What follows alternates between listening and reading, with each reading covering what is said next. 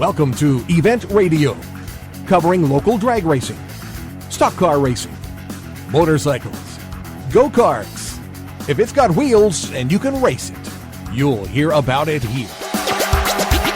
Event Radio is motorsports radio on steroids.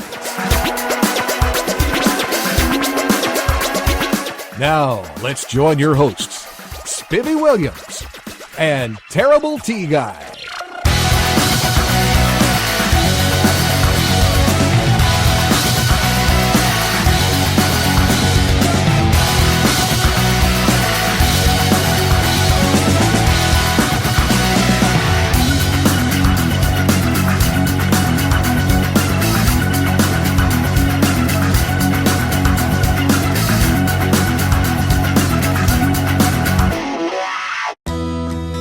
Let's face it, when it comes to our vehicles, we all want more these days. More quality, more service, and more choices. So who's delivering more? It's gotta be Final Finish, South Central Kentucky's premier body shop. But Final Finish is different. Sure, they'll work with your insurance company, including AAA, to repair your ride after an accident. But their indoor facilities also accommodate semi-trucks and school buses. And they offer Rhino linings and powder coating. Visit them on Gardner Lane in Morgantown and online at FinalFinishUSA.com. Final Finish, more than just a body shop.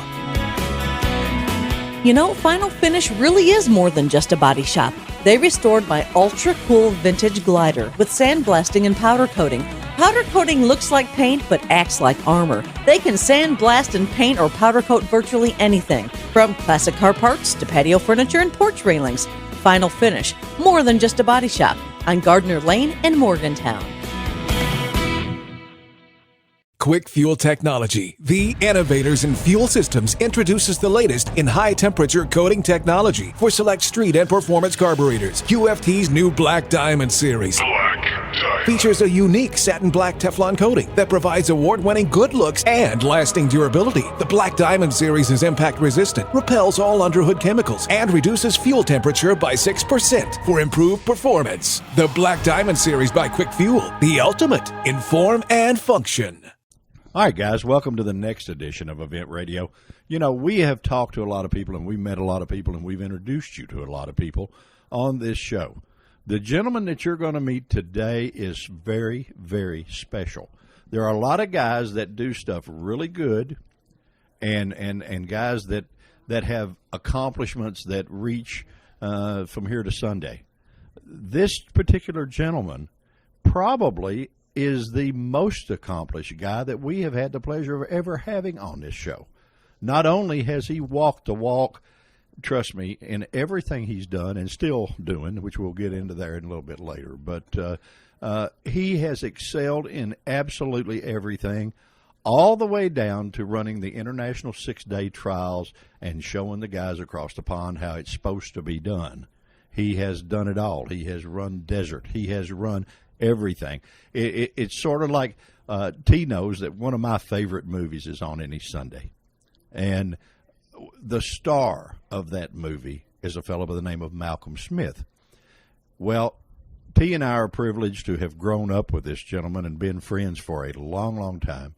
And when I run my movie in my head of growing up and all the fun motorcycle things that I attempted to do, the guy we're going to introduce you to is the star of that movie.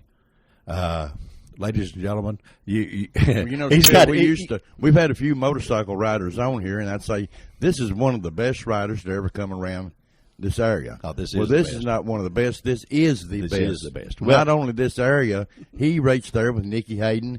You know, he's world caliber to be able to go to the I-State 6 days. That's like the Olympics. It is, sure. But, you know, like most movie stars, they have stage names, okay? Our guest has stage names. You either know him by Doodad or you know him by Lizard or some of those things. Or maybe the Anteater. but the record books know him by his real name, Mr. Danny Young. Danny, thank you for being on Event Radio. Hey, it's great to be here, fellas. It's all kind of new to me, but I know y'all have been doing a good job with your interviews, and I was real excited and privileged to y'all asked me to come and talk to you today. So I'm glad to be here.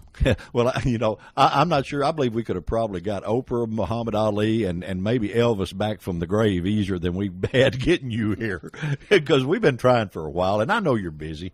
I know you do a lot of stuff. But, man, anything on a motorcycle it used to amaze me. And I got to go, and I won't say compete because that's not the correct word. We was in the same race. We were in the same race with you. And there were some of those hare and hound things where they were 25-mile laps. And it always used to make me so mad that I'd be starting on my last lap and you'd already be putting your bike up, And, that's sort of like rubbing salt in the wound, And if you'd be out there, you'd be riding your heart out. And, Terry, I know you've experienced this because he's done this to you just like he did to me. You be out there riding your heart out, and I mean, you're going as fast as I can go. Going faster than you're supposed to go. I mean, you're riding so far over your head, it's unreal. And he'll pass you and smack you on the back of the helmet. On the back wheel. Yeah. Danny, when did you start riding a motorcycle? Well, it all started, my daddy, back in the old days when they rode, Indian Scouts and Harleys and stuff. He had 2 little old trophies from a couple of field meets and 1 hare and hound up on the mantle. And I thought that was the greatest thing in the world, to see them trophies and know my daddy, was good enough to win one. So, I mean, motorcycles is just, in fact, from my earliest memories of anything was when my daddy basically sold. He lost him a couple of years ago, but him telling me, to move my hand from the handlebar, riding up on the tank of I think it was an old Harley, so I wouldn't get it mashed when he pulled the clutch in, and I was pre-2 years old, so. You was riding on the gas tank while he was riding. Yeah, things imprint you, and I just think you get imprinted. Well, I mean, the thing that I find so cool is that a lot of guys, man, they're out there running a practice track. They're doing all this all through the week, and all you got to do is just swing your leg over it, and it's there. Well, people used to ask us, when do you practice? And I said, well, I put many days in practicing, but usually once you get to where you're racing, you practice every weekend when you race. So the practice days are over. You just try to improve on your thing, but it takes a lot of dedication. I'm sure a lot of good riders have put in many hours practicing, but I would here locally, we had this area called Greencastle. I know you've all been to Greencastle, and guys told me, said, well, if you can ride at Greencastle, you can ride anywhere in the world. So I kind of proved that, but I would go out there every day after school and just ride my little old 100 Zundap or my S90 Honda converted woods bike, till all the trails I could muster up, to dark about every day. And riding by itself, but you remember, Danny, a lot of times you would call me when you got home to make, if you didn't show up, I'd have to go out, find him. He's broke down somewhere or fallen off. The thing that amazed me, I mean, every time I've ever seen you on a motorcycle, Danny, I've been amazed. I don't mind telling you. But the 2 that stand out in my mind, I remember running one of those hare and hound things. And, buddy, you split trees where you're running 50, 60 mile an hour, and there's not an inch on each side of the handlebar. How in the world do you judge that? Well, there's tricks to everything. Once you get to doing it, you know how to, you learn how to do things. I guess you have to be a little ingenious, but there's ways of doing it. The best way is if 2 trees are side by side, and if they're staggered, well, it's a little bit easier. You just, lean from one side to the other real quick and get that bar past the tree without turning.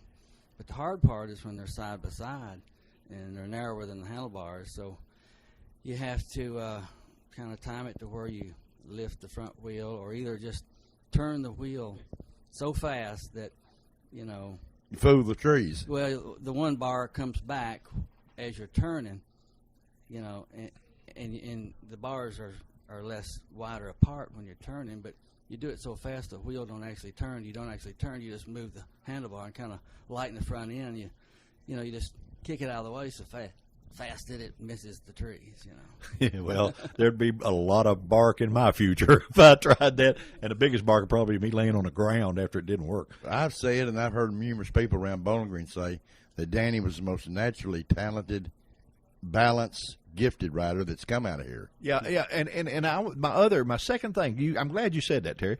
My second thing, and you were talking about your dad going to the field meets or motorcycle rodeos or whatever they were back then. We went to those things. They would have a slow race. And the object, guys, if you don't know what that is and you're out there wherever you are listening, the object would be to start way back here in a line, and the last person that got to the other end. So it was however slow that you could go and balance it. Without touching you couldn't put your foot down. Well, our buddy here, it was broke just them all really sucking he eggs, broke didn't them he? all. Yeah, he would pull out there and just stop and balance it, and just sit there. And I tried to do that 100 times, and I hit everything but the lottery trying to figure out how in the world did you learn to do that? Those trials riders, they amazed me, and you see them do stuff like that. It just seems impossible. It's just a little trials rider trick. You just trying to turn your front wheel, and you try to turn it to where it's in a little of a rut, kind of a rut, whatever rut's there. Sometimes there's no rut, and then you lock the front brake, and that kind of cradles the front wheel. So essentially it's just kind of sitting there in a little cradle, and you're got the front brake locked, so it's connecting the rest of the motorcycle up, and you just kind of have a little bit of balance there, and there you sit. So yeah, you sit. And then of course he rubs salt in the wound by killing the motor, standing on the seat, walking around the thing, reaching down with one foot and kick-starting it and riding off and still never touching the ground. That's a little embarrassing, my friend. That's especially to like people like T and I that are doing our dead level to just barely stay up on it. But the most fun part, once I kind of got the hang of it, was when they give the go, just pop a little wheelie and then run right down to the end and then stop and wait for them there. Yeah, before they cross the line. Yeah, that is funny. Last. That is funny. Let me ask you something. These kids that do all these stunts now, the stoppies and that stuff. Have you ever tried to do any of that stuff? I do a stoppie a little bit, but my bones is so old. I just that air. I tried a little bit of air just around where I could. Man, I mean it's great, but it's too risky for me right now. Well, Spivvy, Danny and I we've both both done all that stuff, but just never on purpose. It was never intentional. Yeah. Exactly. And a little bit later in the show, we're going to get into. He says that's too risky. Actually, he quit riding motorcycles and now he rides a hang glider. Yeah, that's, that was a little risky, Danny. You hit your head somewhat. Yeah, that was a little risky to do that. Yeah. Out of all of the races that you've run, like in the Western Kentucky area and stuff, is there one that stands out in your mind that you remember any more than the rest? Well, for years after, it's been about 40 years, fellas. Since I started, but for years after I raced, for the Pentons and that intense, competition, those races run through your mind, for years afterwards. You'll just be driving down the road and you'll think of some trail somewhere in the world that you was racing on, and it's just not anything really stands out. I mean, I raced a whole lot of hard races and a lot of things in those races that I was able to do that people, never hear, never know about, and nobody sees and stuff. But, I had a lot of neat moments where, like in 6 days at the top of Mount Snæfell, the worst day, half the people was out and mud. It rained that night, and just, all you could do to get through and come up on top of that mountain at the hardest check. And Susie Mann was there, and she said, "You're minute into your grace," and so I freaked out. I said, a minute into my grace, because I've been running on gold medal. And she said, "Hey, that's okay. Masita was 1 minute into his grace too." And I go, "Really?" He said, "Yeah. This was the top rider on the Czech 6-man team that won it, for about 6 years." So, nobody knows, but I rode the trail the same speed as this guy under terrible conditions on a 175. All right, let's take a real quick little break right here. And before we get into much of the international stuff, we want to still ask a few more local questions. Okay. But this is really cool, guys. We'll be right back. Christmas is coming, and the race to find the perfect gift is on. What if your gift could make them smile, giggle, scream with delight, and create memories to last a lifetime over and over again? Give them a season pass to Beach Bend Park and Splash Lagoon and share a summer full of family fun. Season passes to Beach Bend Park and Splash Lagoon are on sale now for the lowest price of the year and are easy to purchase. Just pick up the phone and dial 781-7634 or go online at beachbend.com. Your season pass gives you almost 100 days of unlimited access to all the great amusement, wet and wild fun in Splash Lagoon, miniature golf at Gold Rush Golf, and live entertainment every time you visit. Give them a summer they'll never forget. Season passes are just $99.99 each now through December 31st. We'll send you a pass certificate and 2 vouchers to bring a friend for half price anytime you want. Get your Christmas shopping all wrapped up with season passes to Beach Bend Park and Splash Lagoon. Beach Bend Park. It's time to go all out on an ATV that's purpose-built to perform on the toughest job or trail. Get a gift that goes at Lost River Power Sports, where Honda's big sales event is going on now. The ranchers from Honda represent a full lineup of dependable, hard-working ATVs, each one built with Honda's legendary reputation for reliability and with a choice of features, so you opt for exactly what you need. During the Gifts That Go sales event, get as low as 2.9% fixed APR financing on all 4Trax Rancher models, and get $500 in bonus bucks on select models to use in the dealership for gear, accessories, or even your down payment. So get going to Lost River Power Sports, 3108 Nashville Road in Bowling Green, and give the gift of go with a great deal on a great Honda. Honda recommends utility ATVs for riders 16 years and older, and recommends all ATV riders take a training course. Special 2.9% fixed APR financing available for well-qualified buyers. Not all buyers may qualify. Bonus bucks good with select new and unregistered models. See dealer for complete program details. All right, guys, we are back with our buddy and world champion motorcycle racer, Mr. Danny Young. Danny, you have done things that watching the movie on any Sunday that you just see done. And you see, did you ever meet Malcolm Smith? Oh, yeah, we race together all the time, You didn't really? Oh, yeah. Good guy. Oh, he's a great guy.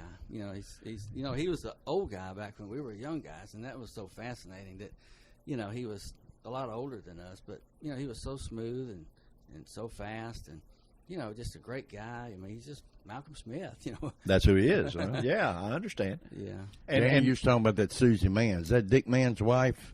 It was his former wife. Former wife, time. okay. Yeah, I know she was involved in that. She helped out, and she was a reporter, magazine reporter, and she was just helped on the support for 6 days, our 6-day team. You guys didn't have a factory mechanic to travel around with you guys and change. How long did it take you to change? Would you have to change the tire like in 5 minutes on the trail? Yeah, you could change the tire. Usually, I think it was 5.5 minutes on the back and about 2 minutes on the front, And that's in the middle of nowhere on a hillside, wherever you go down. Yeah, it's unfortunate you have flats, and we had the pins that held the rims, the tire to the rims, so the inflation of the tire locked the pins into the tire so it wouldn't slip. So if you put a tire on, you had to put about 35 pounds of air in there to seat those pins into the tires, or you'd spin, rip your tube out, and there you were flat again. So you'd have to do that in the middle of the race, and then you had a big old hard back tire back there. So I lost I lost one good race at the Loco Ciento. That I had to change tire before a check, fix it, put 35 pounds of air in it, and then ride the special test, with 35 pounds of air in your back tire, which is not fun. It turns into a pogo stick, So What would you normally run? What air pressure? Probably about 6 or 8, according to the mud and rock conditions. But anyways, it's fun, just being able to change the tire and keep going and not lose a place. That's amazing that you have to do all that stuff. I couldn't get my toolkit out in 5 minutes. We couldn't change a tire that fast inside a motorcycle shop with air conditioning. You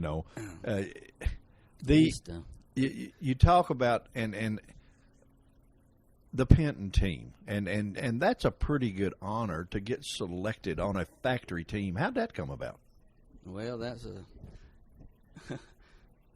being good. I get a little choked up sometimes because I thank everything to the good Lord, and I was struggling along trying to get a sponsor. Of course, local Honda Hut here, and everybody knows the history of that amongst us. And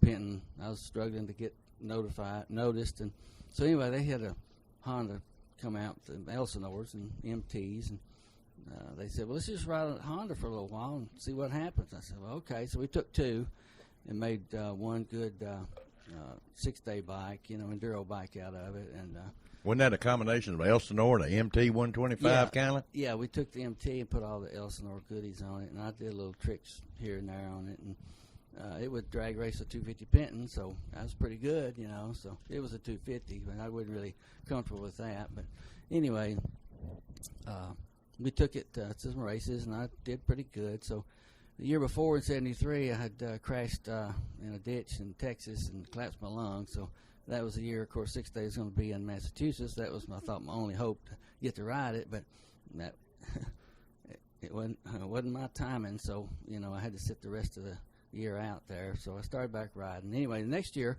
on the MT, I went back to Fort Hood, and I was lucky enough to get on a minute with one of the OSA 6-day boys. I think it was Don Cutler, and man, he was just I'm thinking, well, let's go, man, let's go. I could just run off and leave him anytime I wanted to.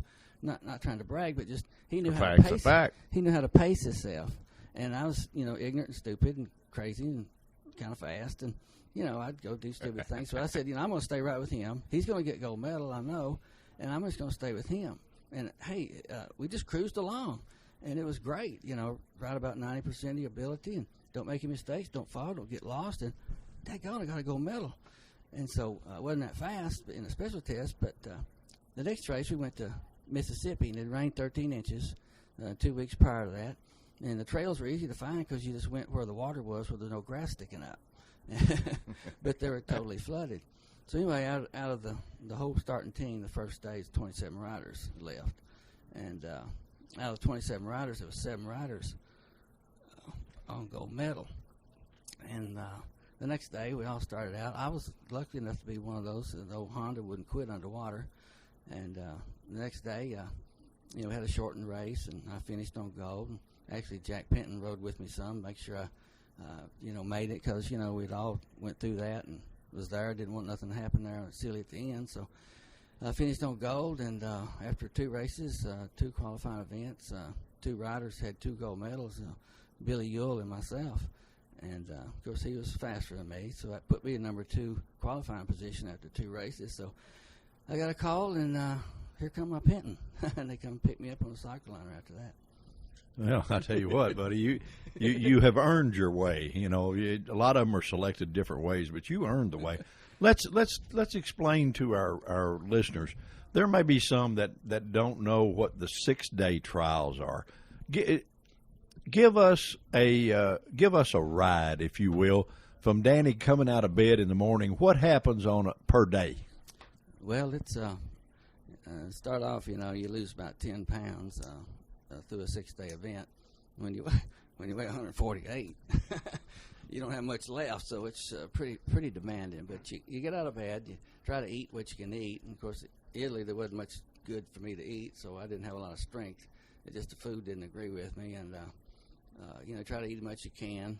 So you're saying you couldn't get Olive Garden as a sponsor? Is that No. what you're saying? You were? Okay, No, go ahead. just, but then in Isle of Man the next year, there's pretty good food, and I was able to eat a lot and a whole lot stronger. So you get kind of mentally ready, you get going. Of course, you're nervous, and you hope everything goes. You got 15 minutes to work on your bike, gas it up, adjust your chain, do any little thing you want to before your start time comes. So then you roll your bike up to the start line.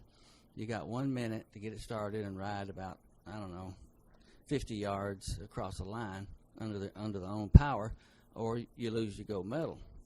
So, the bike's got to be good tuned. It's got to run good the whole time. You can't be wild and reckless and tear it up, because if it don't work, don't make it, you don't get a gold medal. So then you take off, you cross the line, then you head out and you run the course. And, Now, how long is the course? It's usually at least 150 to 200 to 250 miles of, the best stuff they can find. That's a day. That's per day for 6 days, oh, yeah, right? That's every day. So, you run that all day long. You try to eat as much as you can and drink, how endurance races go. And then Usually 1 or 2 times during the day you'll have a special test, which is just, balls to the wall, wide open, timed event for 5 or 6 miles, or it might be a natural grass track, or it might be something in that nature. But and then you go back to your trail pace, and then you come into the finish of the day.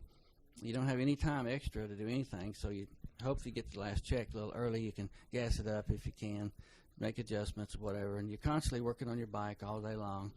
These guys with these roller chains now, they don't know what it's like to have to carry your oil bottle with you every time you hit a straightaway, that you can take one hand off the bar and get your oil bottle, oil your chain. You're constantly oiling the chain all day long so that it will last you, the 6 days, because they wouldn't if you didn't. and then you come in and you don't get to work on the bike, right? If you're ahead of schedule, but only if you are. Only if you are, and then you have to impound your bike on time, just like you checked in, and then walk it in, put it up, and walk out.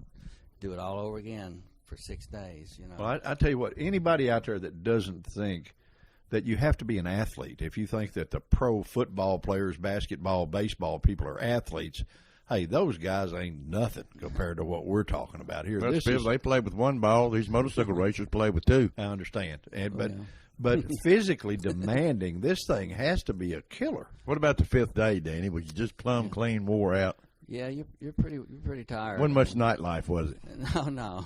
You go straight to bed, basically. You just eat and relax, and go to bed, and just hope to wait to the end. But it's just it's such a mental test as much as a physical test, because that speed. You do that speed that fast all day long for. How fast roughly are you running internet? Well, of course, enduros around here are 24 mile an hour average. Over there, they bump the schedule up to 36. Whatever it takes to make somebody lose time. So, well, and guys, we're not talking 36 mile an hour down I-75. We're talking about you pick the worst, roughest wood conditions and streams and hills and rocks and gullies. The average rider couldn't even get through it. Average rider couldn't even ride through it. Yeah. And they're averaging 36 mile an hour through this. Now, that means in the straightaways you're running well over 100. Yeah, it's just the worst they can find. Like Italy was just dangerous and steep and altitude. I mean, when you come off the mountain, and of course back then you had drum brakes and brake shoes, and you're at the bottom of the mountain, and you finally get down to the bottom. You've used your engine brake all you can. Your front brake is all the way back against the handlebar, and it's gone. The back brake is already down past where your foot can push it, and it's gone. And you're using the engine brake to get it stopped to make the turns. You're about at your limit's end at that point. I would think so. All right, and you won how many gold medals doing this? Well, see, I had a childhood dream of. If you want to talk about that a minute, I do. Well, sure. See, my daddy and Bill Hazel, owner of the local Triumph dealership here, we're good friends, and he got me a job, after I got my little S90 working to help him. And I was an apprentice, a motorcycle mechanic apprentice, and he paid me a whopping $15 a week. That was a lot for Bill anyway. Yeah, it was a lot for Bill to teach me how to work on motorcycles, He paid me. I didn't have to pay him. Well, most people that knew Marvin, you had to pay him, Yeah. And Marvin was a nickname, guys. His name was Bill Hazel, but great guy. Sir. He helped me a lot, and Terry too. He gave us both our. Well, first he gave us bikes. our first, really, what we call factory ride, and that consists of riding in the back of a pickup truck with 2 furnished bikes and a tarpaulin to put over us if it got wet. Yeah, that's right. But anyway, he dealt in Triumph and Rickman and stuff that come from Europe. Unlike the Harleys, the only other thing he had around here. Honda really hadn't made the scene at that time, and he'd get these trade journals and magazines from Europe, and there was this article, a big spread about the ISDT, and I asked him, I said, Bill, what's this thing here? He said, man, boy, he said, that's the best riders in the world. He said, that's the world-class Olympic event of motorcycles, and he told me all about it, and I read the article. He said, there's no better than that and this and that. You know, he said you got to be able to do everything, ride everywhere, road race, you know, motocross, work on your bike, got to be a mechanic, got to be smart and all this stuff. And I sat there and I said, well, you know what, Bill, I'm going to grow up and I'm going to be on the United States trophy team, and I'm going to win a gold medal. Well, I tell you what, nothing like having a goal, and there's not a whole lot of guys that wind up achieving their goal. But you have more than once, hadn't you, man? No, and see, I made that my thing. I wanted to win a gold medal and ride 6 days, be on the trophy team, and I said, and we're going to win the 6 days that year. Well, that didn't happen, of course, but that was my goal, and you know, I didn't really. You know, I like doing all kinds of different things, and when I was doing that, I did one thing. I raced motorcycles. I lived motorcycles constantly, and, you know, it got me where I was. But, man, I mean, you know, I was a pilot at the time, and, you know, I like all kinds of different stuff. And you was quite the motocrosser, too, Danny. I mean, you spanked them pretty regular on the motocross tracks. Yeah, well, luckily back then it was all natural terrain with a few little man-made jumps thrown in. It wasn't like the Supercross they got today. No, but they had a guy. Go ahead. No, go on. Go ahead. They had a guy down in West Kentucky. You remember him? I guess we better not call his name, but No, go ahead. Dwayne Houghton, and he was winning everything. They had a point system for the year, and you know, you got to wear a number 1 plate in the West Kentucky Competition Trial Rider Association. So he'd won it, I don't know, 2 or 3 years in a row, and man, he was something else. But he rode 100cc because he could win all those classes and win everything, you know, 100cc class, rack up all the points. But he's, you know, they said somebody needs to beat him. So they got a Penton together here, and this old boy around here, our friend Gary Blue, put a little Porton magic on the cylinder, and he said, here, take this and go motocross it. I want you to beat Dwayne Houghton. So I did, and that summer, I think it was 72, raced 14 motocrosses, had 14 overall first places, and beat Dwayne Houghton. 14 out of 14 is not too bad a record, buddy. That you know, that's fair. I mean, we'll go along with that. That's pretty good. But that wasn't my goal. You know, my goal was 6 days. I said, here, take this back and give me a 125 Penton. I'm going to try to get my, you know, my enduro game on board. You know. Or were you not on the podium 3 times there? Was that? No, I just raced. I raced in Italy the first year and got a bronze medal. It was just so hard and so tough. It wasn't really in the shape I needed to be for it because I didn't understand what it took. And then the next year I was on the trophy team, got a gold medal, and I was finished 5th fastest American rider also to warrant being on the team, which, you know, is a good thing. Well, you know, the European riders, they raise them from a little kid, and they are trained and disciplined to do nothing in their life but that right there, you know. And that's got to be pretty hard to compete with. It's like the Olympics. You know, that's the same way a lot of these countries compete in the Olympics is they train. Those are machines. Those are not people, you know. Yeah, the Czech riders, they always said they delivered mail on their motorcycles. So, you know, they rode them 24/7 almost, you know. Were they the toughest of everybody out there? Yeah, those in the East Germans back then, you know, the communist side.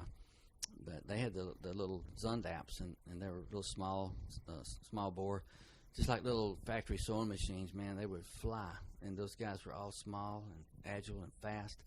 And you know, certain races, you know, where it was like, well, actually the Isle of Man there, they won on that, where it was, you know, muddy and hilly and just, you know, real agile riding, you know, and they were able to really keep a good pace, just unbelievable paces you just won't imagine. But you know, these guys, you know, to even be in the same race as them is something for me. But just to know how fast they actually are, you know, I couldn't even come close to some of the better riders over there, you know. But at least I was in the same game. Well, Danny, you said earlier about watching, looking at the tops of grass in the water and know where the trail was.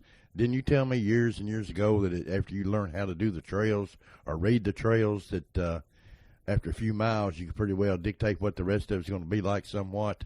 Oh, yeah, pretty much. I mean, once you've made the circuit two or three times, you once you've been there, you know. But even if you go to a place you've never been, you know, it's always funny. You got the local guys that's fast, and they know the terrain. They know, you know what it takes to ride it. But to get on a bus and go every week to some place that you've basically never seen, and to be able to figure out what it takes to get through there and beat them guys, that's the upper echelon of riders. You mentioned the Isle of Man, and that is also a tough event. There are a lot of people that actually lose their life running that thing because that's on mountainsides, isn't it?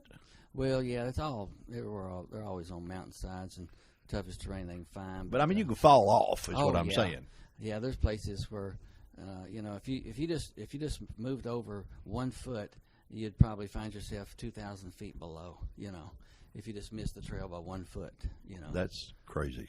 That's insane. Yeah, I've had lots of close calls. You're right. It's such an intense pace. If you lose concentration just for a nanosecond, you've lost it. And it happened to me. I mean, in Italy, I was flying around a bench road, and the hard packed trails like 1 foot, maybe 2 foot wide, and you're cooking around there at 30 or 40 miles an hour where you can go that fast, and then past that is the marbles, and then past that is the edge, and I just lost concentration for a split second, and I found myself in the marbles, and now I'm at the edge, and so I just flipped high-sided over the edge, and luckily there was these big bushes, and I just did a 360 and landed on my 360 laterally and landed on my wheels in these bushes and just pushed my way on down to the lower trail and went on.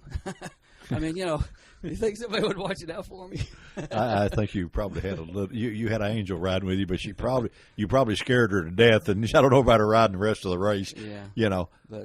But let's take one more quick little break, and guys, this show is phenomenal, and we will be right back. Let's face it, when it comes to our vehicles, we all want more these days. More quality, more service, and more choices. So who's delivering more? It's gotta be Final Finish, South Central Kentucky's premier body shop. But Final Finish is different. Sure, they'll work with your insurance company, including AAA, to repair your ride after an accident. But their indoor facilities also accommodate semi-trucks and school buses. And they offer Rhino linings and powder coating. Visit them on Gardner Lane in Morgantown and online at finalfinishusa.com. Final Finish, more than just a body shop. Final Finish really is more than just a body shop. They restored my ultra cool vintage glider with sandblasting and powder coating. Powder coating looks like paint but acts like armor. They can sandblast and paint or powder coat virtually anything, from classic car parts to patio furniture and porch railings. Final Finish, more than just a body shop, on Gardner Lane in Morgantown.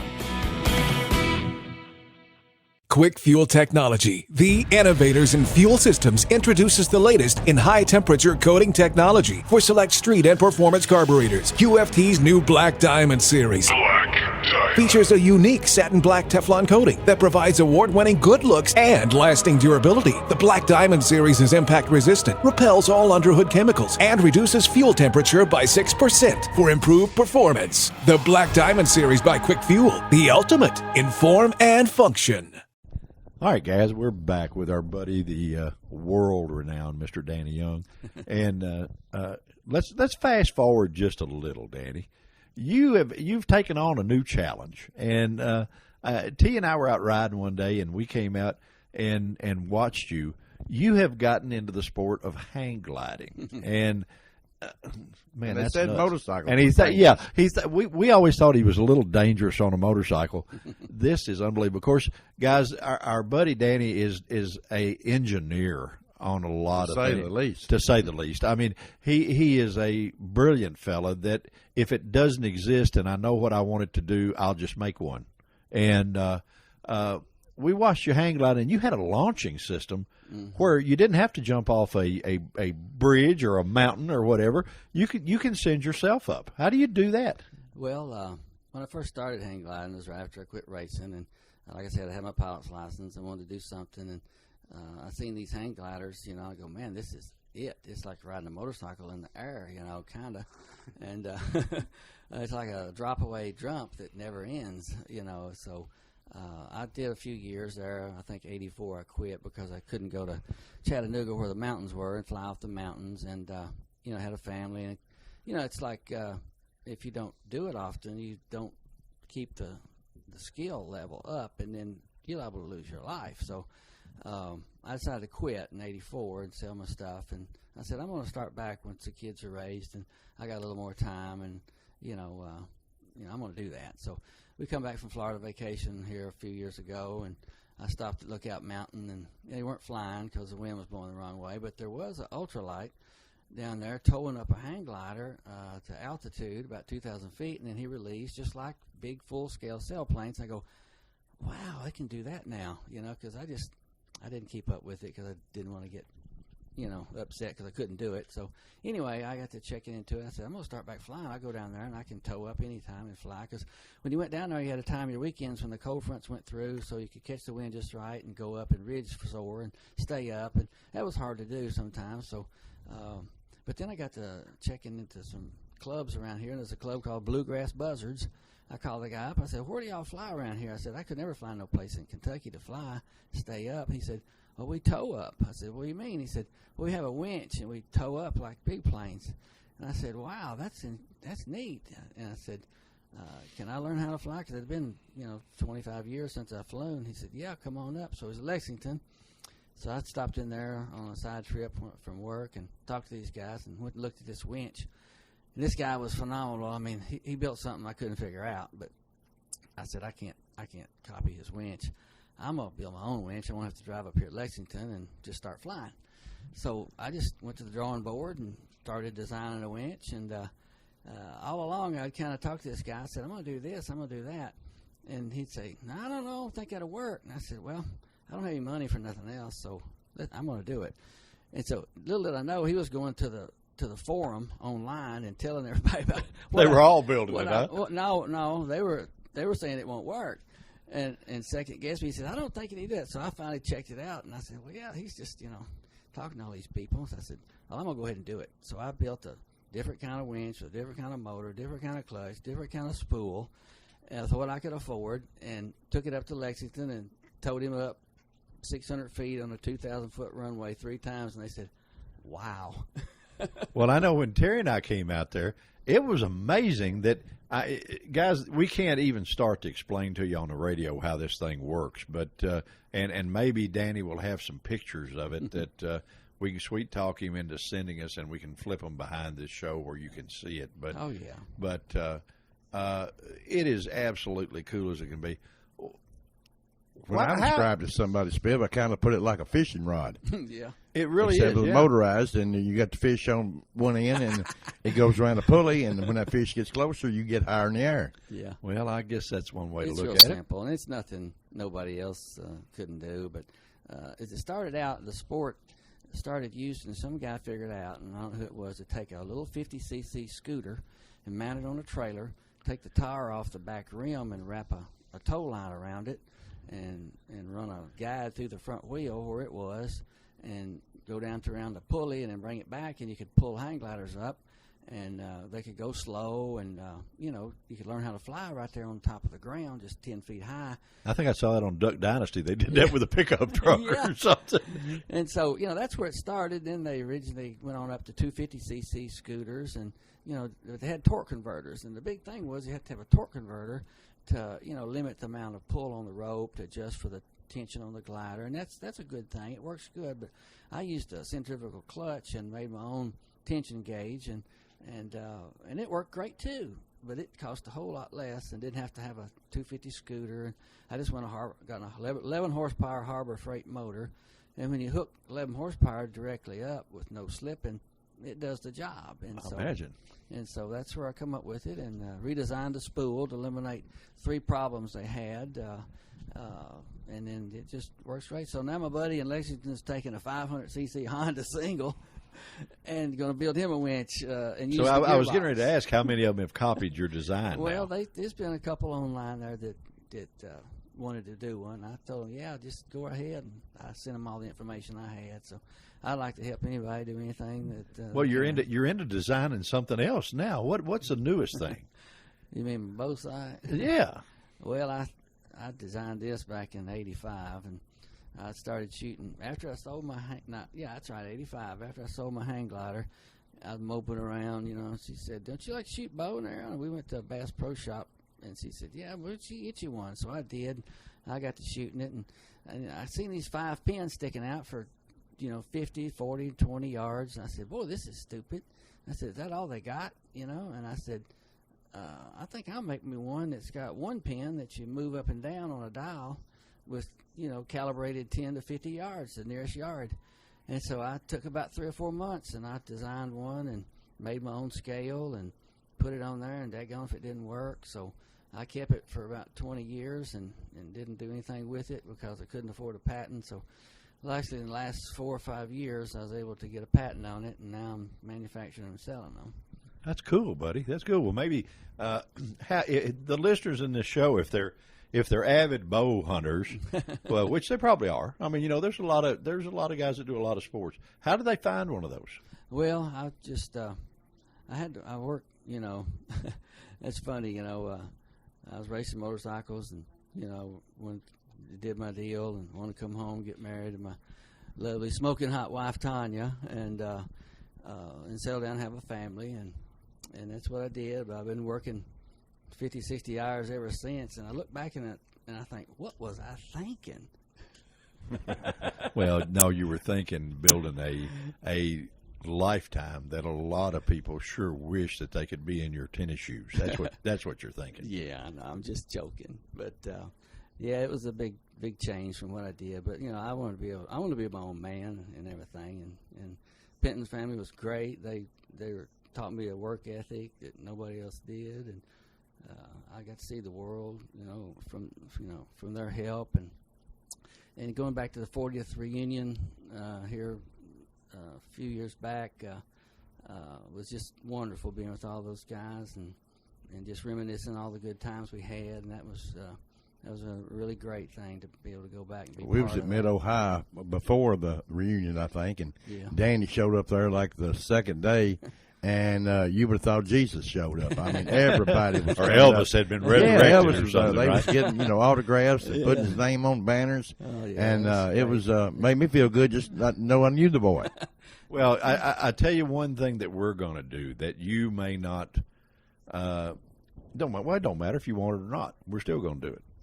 We have already talked about it, Terry and I, and we will be submitting your name and your stuff to the Kentucky Motorsports Hall of Fame. Well, you should be in it. You should be there because, trust me, you have accomplished so much more than so many. That's a natural fit, and we think that the little event radio, we're going to do all we can to see that you get in there because you deserve those honors. Well, that's a surprise. I'm grateful. I mean, that's great. Oh, we didn't do anything. Hey, you did it. We didn't do it. You shouldn't be surprised because you did that.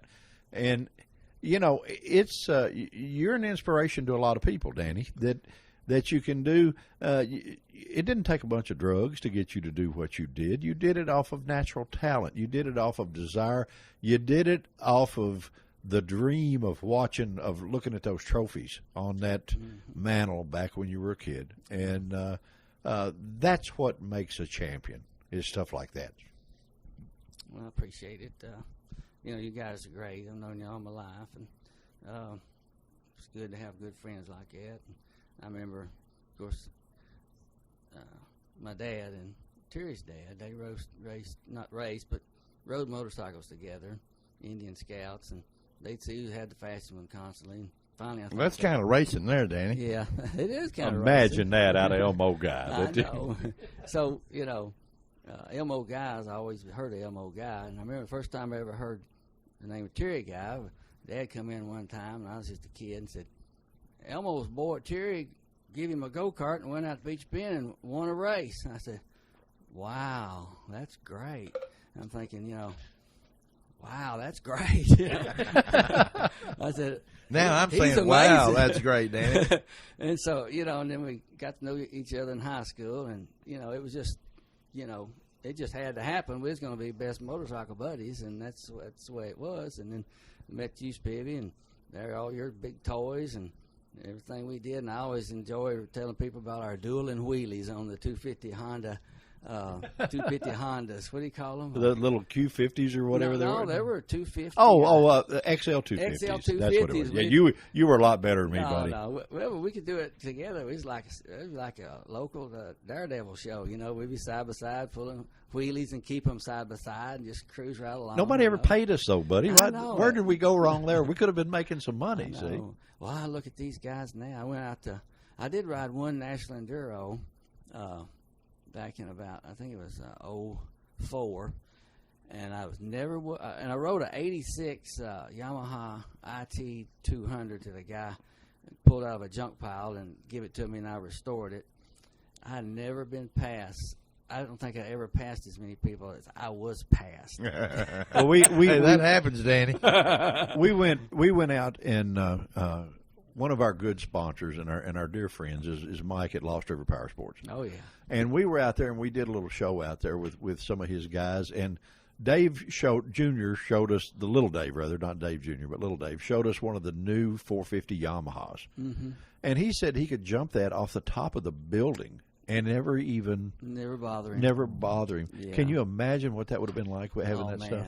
You know, I like to tell people about the revolution of, long travel suspension, and luckily we was right on the cutting edge of the start of that, because when I first started riding, I rode a S90 Honda with, I don't know, 3 inches in the front, 2 or 3 inches in the back, and you got through there and you stood up and you were the suspension. And if you look at all the old movies, everybody hit the woods, they stood up, and that was the way you suspended yourself, your knees, your back, and your arms, because the bike had no suspension basically, and I remember once I got to where I could stand up through a 5-mile tight wood section, or a wood section, without sitting down.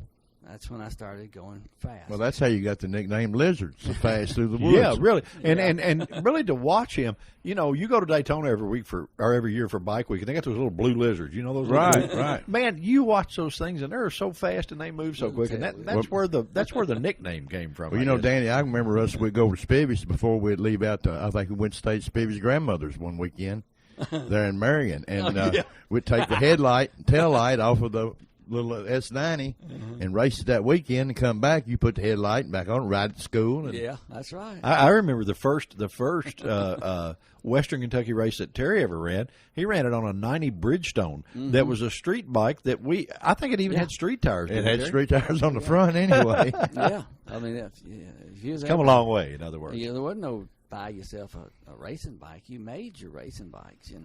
That's right. You took a street bike and you turned it into a racing bike. But anyway, getting back to the suspension, so we had just regular suspension on the Pentons, and some guy showed up and he had the shocks. He drilled a new hole in the front of the shock bracket in the back, moved the shock forward on the swing arm a half inch.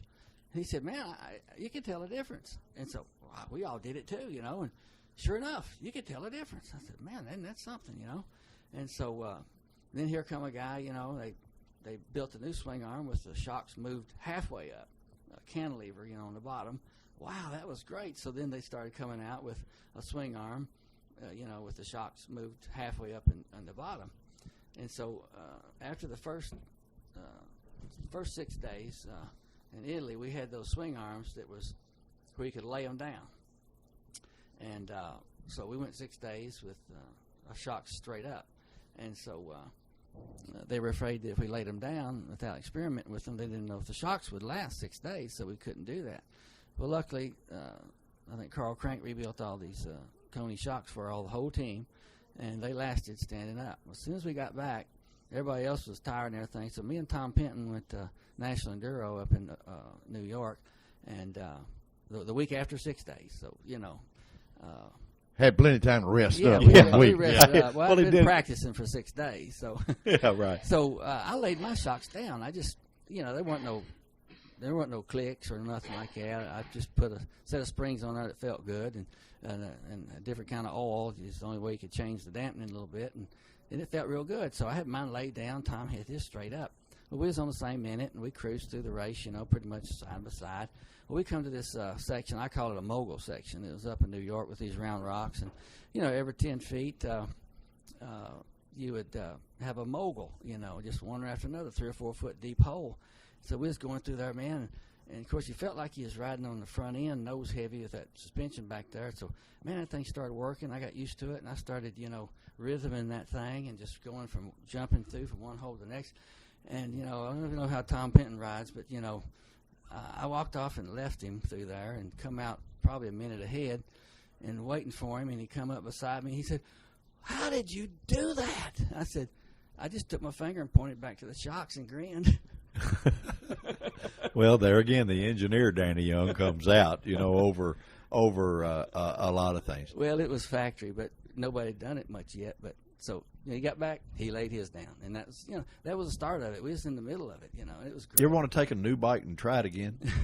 Oh, I'd love to, but my back's trash from all the racing. My knees are wore out now. I can't hardly walk without pain in each knee. So I mountain bike to keep my knees in shape and to keep myself in shape. Well, now also I went to his house and he's got rocks embedded in the walls and the ceiling. And another reason I call him Lizard, he'll climb right up them rocks and over the top of the ceiling. Yeah, I got into rock climbing a little bit, but I'd be riding those races and come up those. No wonder your knees hurt, buddy. Yeah, I know it. But those beautiful mountain views, man, I just stopped as long as I could to take it in. Well, you had that big a lead, you could stop and look.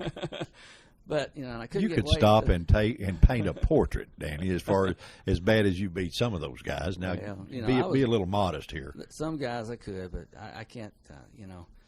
At one time, at certain kind of racing, I was probably in the top 5 that I could say I could probably beat. But like Dick Burleson, I never was able to beat him. I could ride with him for maybe 4 or 5 miles in the woods. But then I would make a mistake and he'd be gone. He's 7-time champion. And I have rode with Tom, rode with Jack, rode with all of them, and actually pulled away from them at different times. So knowing that's kind of all I need. Well, we had Jerry Chaffin on the show, we had Jerry. We did a show with him a little bit earlier, and he was talking about the race out at the Mint 400. Oh, yeah. And he fell and hurt himself. And of course, he's supposed to be the desert riser coming in from California, and he crashes and said, you actually finished the other. How many miles did he get in and you finished the whole race? Yeah. It's a 2-lap race, 200 miles a lap. So we split up, and he won the coin toss, so he got the start.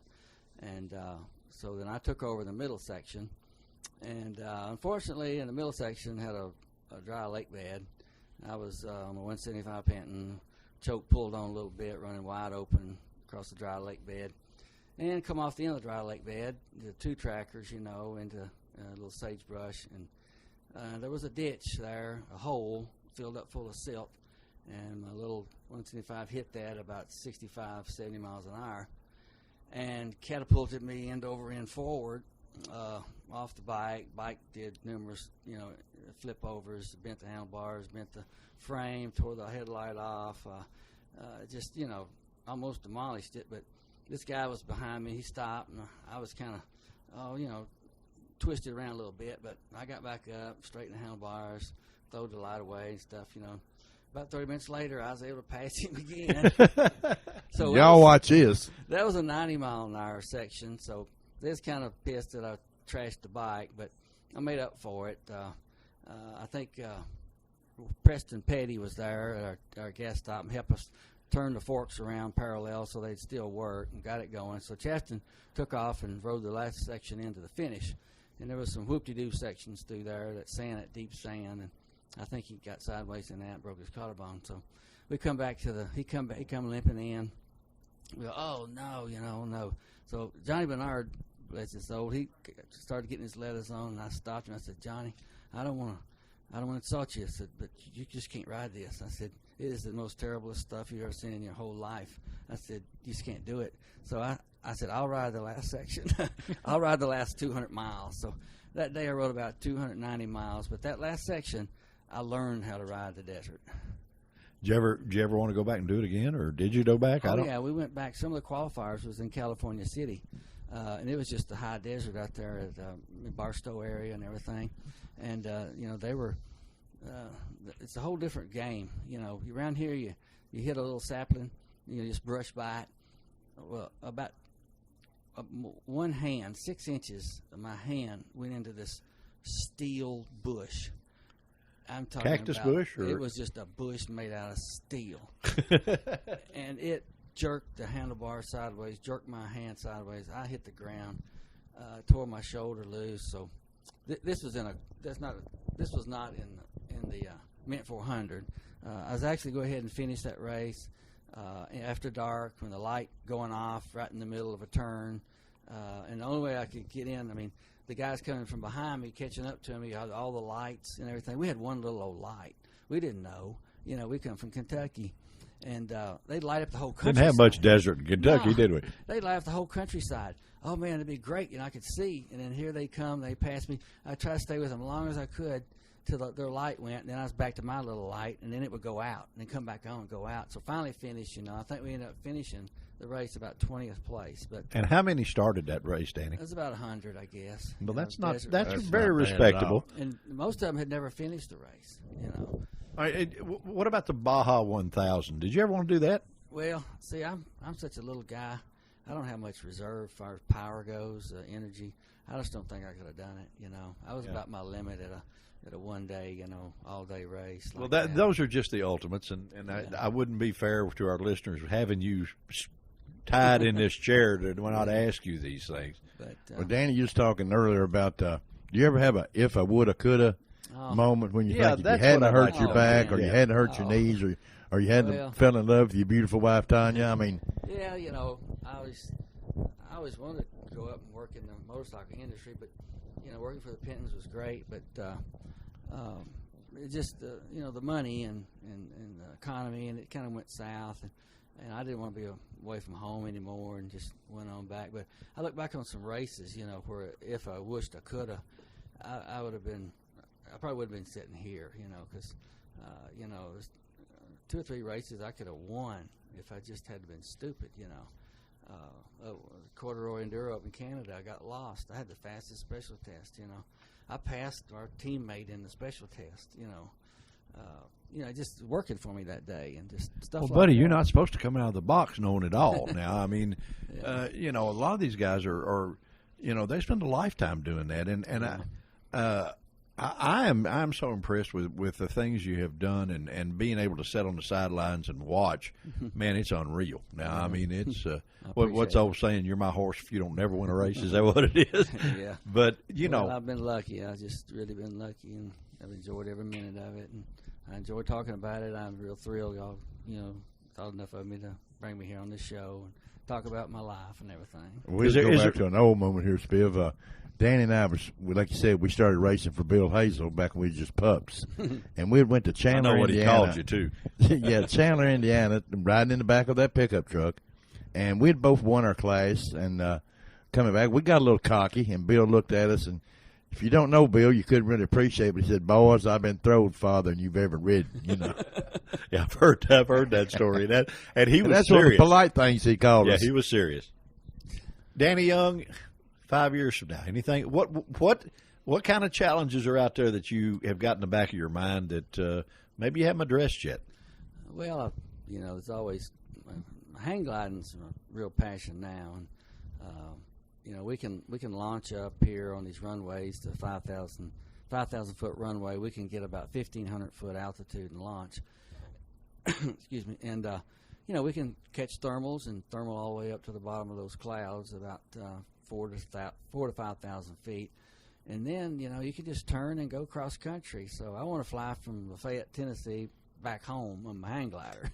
Yeah, we was down there that day when you figured out that. Yeah, I've got my emergency landing strips, turn points plotted all the way back on my GPS, and you know, that's kind of one of my goals to do. I don't know if I'll ever make it or not, but that's what I want to do, you know. Something tells me if you decide to do it, making it will not be a problem. I don't know. I hope so. But buddy, let us, you know, I wish this one would go on all day long, but we have to. I wish we could tell you what we can't tell you. Yeah, well, I know. Trust me, I've heard some of the stories, and it would be very entertaining. Well, but as bad as we hate to, we've got to.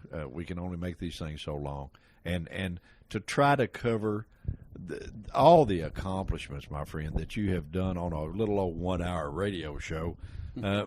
We ought to get a gold medal because it just, you have done so much and done all of them so well. I mean, it's just, it's unbelievable to me. Well, I appreciate it, Speary. Y'all just good, great friends forever. Well, trust me, the friendship. You like me better, though, don't you? Well, it all falls back to trust. And Terry didn't tell you every bit of what happened on one of them trips in the back of that. All right, well, tell us. That snub-nosed Corvair pickup truck was straight off front end. And that I was wondering you made it in that period. cocky part was, let's do something. I said, all right, what do you want to do? I said, Terry says, I tell you what, you hold me up, hold my legs, and let me lay down over the front of this truck going 60 miles an hour down the road, and, we'll scare Bill. Yeah, I was holding your legs, though. Yeah, but I said, no, I don't know if I can hold you. You hold me. So, which I really like the idea of that. So here Yeah, we go. I'm sure you did. I climb up on the cab of this truck, and he gets me by my feet, and I got my waist even with That the took edge. trust, Danny. And I flopped down, upside down in the windshield, going 50, 60 mile an hour down the road, and go, and make a face. Well, guess what he does? He slams on the brakes. I said, hold me, Terry, hold me. Well, yeah, he stopped. Boy, we was in big trouble. We was in big trouble. Imagine that. And You Bill, know, bless his heart, wasn't that good a driver to start with. Yeah, that was what was he was going to show you what it's like to be throwed all them miles. That's what it was, Well, I tell you what, it's a lot of fun. Of course, being friends with you has been a lifetime honor for me. And Me too, Dan. Yeah, Don't pumping me up. I don't deserve no, we're this. not. We can't Nothing even you get don't you for any deserve. money or nothing. So why would we if we weren't sincere and didn't mean it? But it's really fun doing these shows, and every once in a while we get to do one with somebody that just is totally amazing. And guys, you have just heard it. There's no doubt about it. You have just heard it, and trust me, we probably, Terry, do you think, I don't know that we'll live long enough to have anybody on the show with any more accomplishments. I don't than think so, Danny. Spear, no. I hope think you we do. probably won't. No, I think we probably won't. Guys, we appreciate you listening to Event Radio. Any parting thoughts for anybody, Danny? Well, just love everybody and peace on earth. There you go, buddy. There you go. Guys, we appreciate so much you listening to Event Radio. We thank our sponsors that have hung in there with us, even though we think we might have getting a little handle on learning what we're doing, but they hung in there with us. Well, we're rated right now number one. Let's ring our bell a while. There you Yeah. go. We are rated number one, the number one motorsports show on the whole network, and we due to having nice guys like our great. buddy Mr. Danny Young joining us. Or not to be number one. Yeah, that keeps us there. Another thing, guys, all the interviews that we do them sitting here face to face. We don't do them over the telephone and all that kind of stuff. It's important. If it's not important enough to interview you face to face on your accomplishments, then why do you need to be on here? To us, it's important enough to come to you, and we will always do that. We will never, as far as my part, and I'm sure to you, you're the same way. Telephones don't exist on our radio show, so we're with the people. We want them straight across the table from us, and it is an honor, my friend, to let us spend this hour. And for me, like I said in the beginning, when I watch my movie instead of the movie on any Sunday, you are the star. You are the star. Thank you.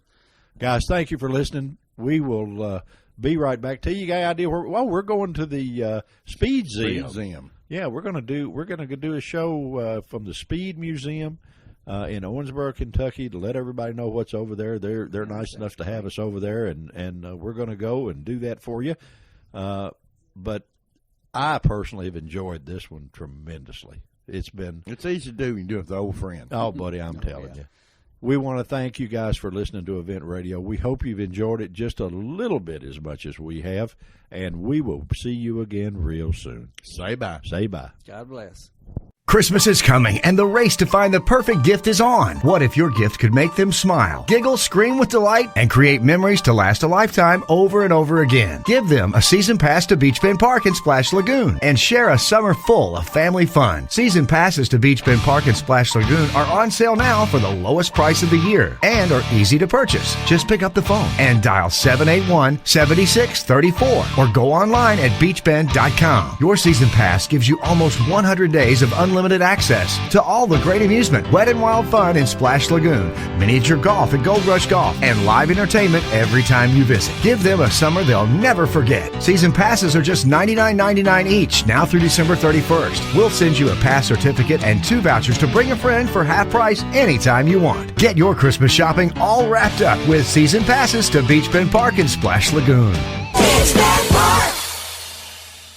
It's time to go all out on an ATV that's purpose-built to perform on the toughest job or trail. Get a gift that goes at Lost River Power Sports, where Honda's big sales event is going on now. The ranchers from Honda represent a full lineup of dependable, hard-working ATVs, each one built with Honda's legendary reputation for reliability and with a choice of features, so you opt for exactly what you need. During the Gifts That Go sales event, get as low as 2.9% fixed APR financing on all 4Trax Rancher models and get $500 in bonus bucks on select models to use in the dealership for gear, accessories, or even your down payment. So get going to Lost River Power Sports, 3108 Nashville Road in Bowling Green, and give the gift of go with a great deal on a great Honda. Honda recommends utility ATVs for riders 16 years and older and recommends all ATV riders take a training course. Special 2.9% fixed APR financing available for well-qualified buyers. Not all buyers may qualify. Bonus bucks good with select new and unregistered models. See dealer for complete program details.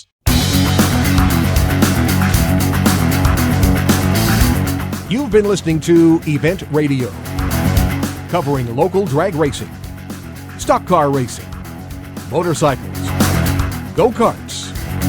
If it's got wheels and you can race it, you heard about it here. Event Radio is motorsports radio on steroids. Join us next time with your hosts, Spivey Williams and Terrible T Guy.